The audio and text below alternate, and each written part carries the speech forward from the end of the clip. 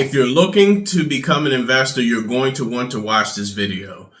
In this video, I'm going to discuss something called a DSCR. Now, a DSCR loan is debt service coverage ratio loan. This loan allows for borrowers to purchase as many properties as they can as long as they meet the metrics that is required to be approved for this loan. A DSCR loan was started because Fannie Mae and Freddie Mac limits the amount of conventional mortgages that you can get for a particular person. The DSCR loan allows for you to purchase a home, and there's no maximum amount of homes that you can have with a DSCR loan. So it was created for the person who had 10, or the couple who had 20 properties financed in their name, and they want to add to their investment portfolio. The DSCR loan has a minimum credit score, typically of 680 if you're looking to put 20% down on a property. If you're looking to put down a larger down payment, we also have options for you with lower credit score requirements. But for the purposes of this video, we'll discuss the 680 credit score and its requirements to get into investing. So let's talk about requirements. As mentioned previously, you can have a 680 credit score and qualify for a DSCR loan. There are rules that they'd like to see you have at least 12 months of ownership or management experience in a rental. Also, they're looking, when you purchase with the DSCR loan, you need to have from 3 to 12 months of reserves available to show that you have money in case something happens with the loan. Example, let's say you purchase a vacant property and it takes you 4 months to get a tenant. So what's going to have to happen is you're going to need to pay that mortgage payment each month until a tenant is occupying the property and paying you monthly rent. So reserves is the equivalent to principal, interest, taxes, and insurance of the property. So if the current mortgage is $2,000, you need 4 months reserves. You need to have 2,000 times 4 months, which is $8,000. Now the reserves can come in different forms.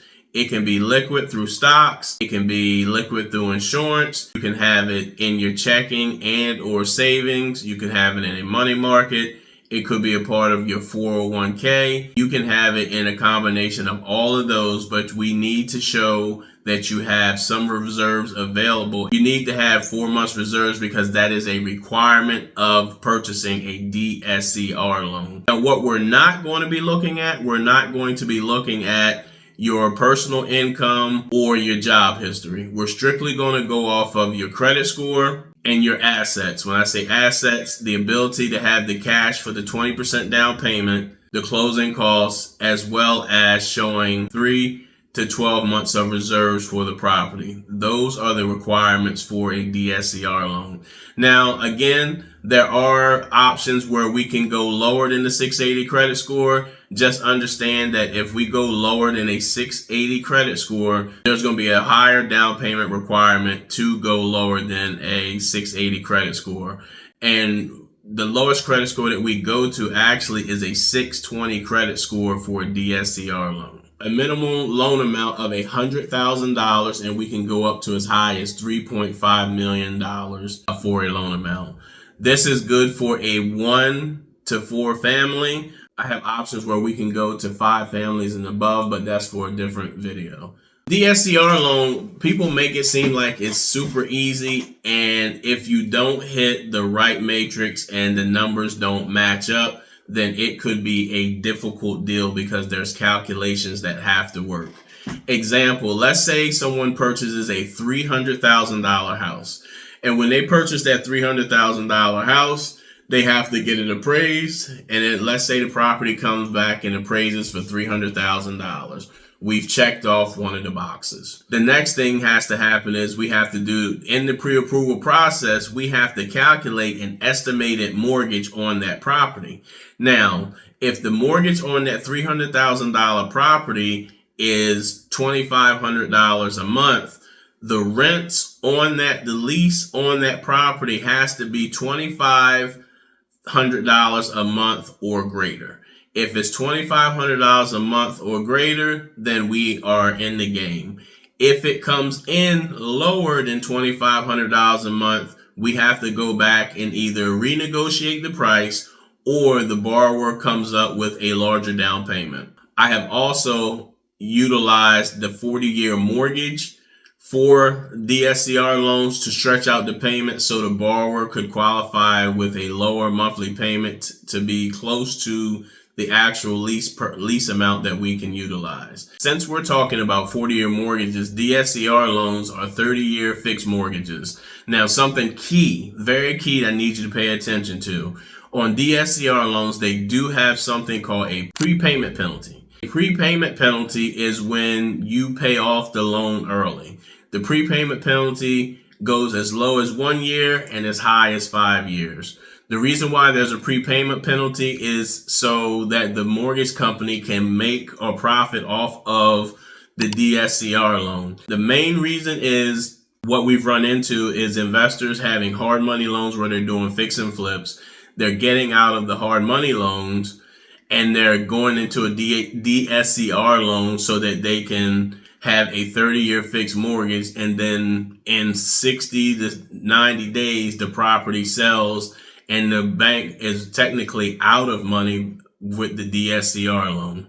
So what they did was put in a prepayment penalty, and with the prepayment penalty, it allows for you to get out of it, but you have to pay a payment, a prepayment penalty, which is typically, 3%, and it gets smaller. The lower the term is for prepayment penalty, two things. The higher the prepayment penalty is and the higher the interest rate is. If you go without getting a prepayment penalty, then your interest rate is going to be slightly higher than someone who gets a 5-year. Your prepayment penalty is going to be higher than someone who is trying to get a 5-year prepayment penalty. These DSCR loans are designed for long-term investment.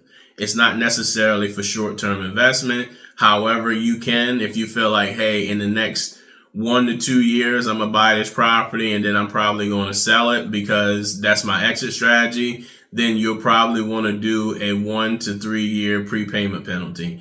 If you plan on holding on to the property and you'd like to get the best rates and terms on that property, then you're most likely going to go with the 5-year prepayment penalty so you have a better interest rate because of that, as well as the fact that you're going to be holding the property long term. Now that we have that in place, when we're talking about rents, the rents have to be equivalent to the mortgage payment. If the property is vacant, what we're going to order is, with the appraisal, they're going to order a market rent schedule, which means they're going to see what the market rents are in that area for this particular type of property. And that's what we're going to go with in terms of the rent calculation. However, if you buy a property that is occupied and there's a lease in place, and the lease in place is higher than the market rents, we can go with the lease in place as long as it's continuing for 6 additional months. So there's a couple of options, meaning you will use the rents from the market rent data that the appraiser comes up with for your property, or if it's occupied, and let's say, example, the appraiser says $2,500 a month is what this property can get.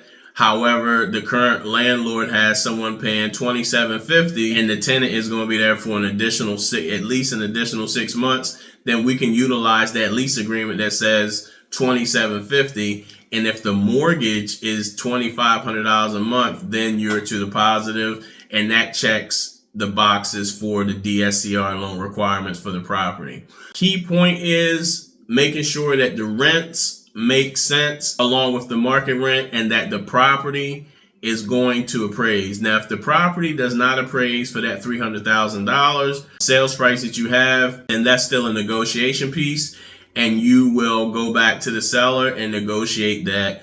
If you don't negotiate it, then you obviously have to bring the difference to make up the price for that $300,000. So DSCR loans are amazing. They're designed to help you get into investing. They're way different than the requirements of conventional investment loans, meaning they typically want 20% down. They do have the reserve. Conventional loans do have reserve requirements. However, they also look for your income from your job. They want a copy of your tax returns, W-2s, bank statements, pay stubs, and they're looking more at you as the consumer, the buyer, versus the cash flow of the actual asset, which is the property. Hopefully this has been helpful. If you have any questions pertaining to DSCR loans or you'd like to get more information, my contact information will be below. If you have any questions or comments, you can drop them in the comment section. And do me one more favor, give me a thumbs up if you think this video was helpful. I'm Kevin Jefferson, the People's Lender. Have a great day.